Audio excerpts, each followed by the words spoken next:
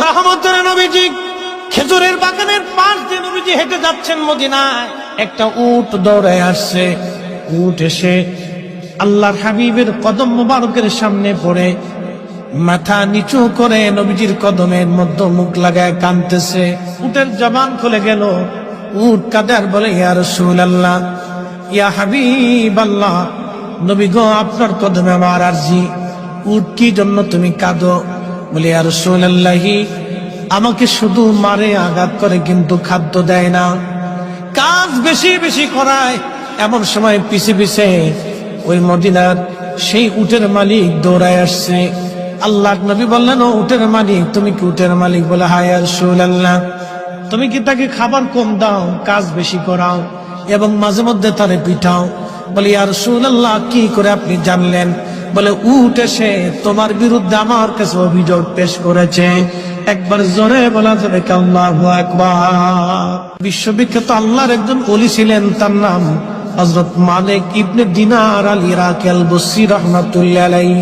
হযরত মালিক ইবনে দিনার তিনি প্রত্যেক বছরে মক্কায় হজ করার জন্য ইরাকের বসরা থেকে আসতেন। এক বছর তিনি হজে আসলেন, হজ শেষ করলেন। হজ শেষ করার পরে আল্লাহর দরবারে দোয়া করলেন, আল্লাহ, আপনি দয়া করে আমাকে জানান কার হজ হলো, কার হজ হলো না। আপনি দয়া করে আমাকে একটু জানান আল্লাহ। উনি দোয়া করলেন, কান্নাকাটি করলেন, আল্লাহ, এত মানুষ হজে আসলো, কিন্তু দোয়া কবুল হলো কি হলো না জানা নাই। আল্লাহ রাব্বুল আলামিন রাত্রিবেলা হযরত মালিক ইবনে দিনারকে স্বপ্ন দেখাইলেন, মালিক রে, সবার হজ আমি আল্লাহ কবুল করেছি, সবার জীবনের গুনাহ আমি আল্লাহ মাফ করে দিয়েছি, কিন্তু একজন মানুষের দোয়া এবং একজন মানুষের হজ আমি আল্লাহ কবুল করি নাই, এবং একজন মানুষকে আমি আল্লাহ ক্ষমা করি নাই। লক্ষ লক্ষ মানুষ আমি মাফ করছি, কিন্তু একজনকে মাফ করি। তো মালিক ইবনে দিনার ইরাকি বসরি খুব চিন্তায় পড়ে গেলেন যে ওই একটা লোক যদি আমি হই, তাহলে আমার জীবন বরবাদ হয়ে গেছে।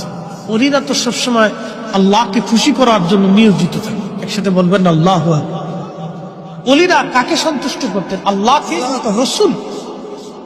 ওলিদের কাজই ছিল আল্লাহ তার রসুলকে খুশি করা। কত পদ্ধতি দিয়ে তারা আল্লাহকে খুশি করে, যত পদ্ধতি ছিল সব পদ্ধতি দিয়ে তারা আল্লাহ এবং তার রসুলকে খুশি করতেন। সবসময় তাদের কাজ ছিল আল্লাহ তার রসুলকে খুশি করা। আর আমরা হয়েছি ব্যতিক্রম, আমাদের কাজ হলো খালি শয়তানকে খুশি করা, যার কারণে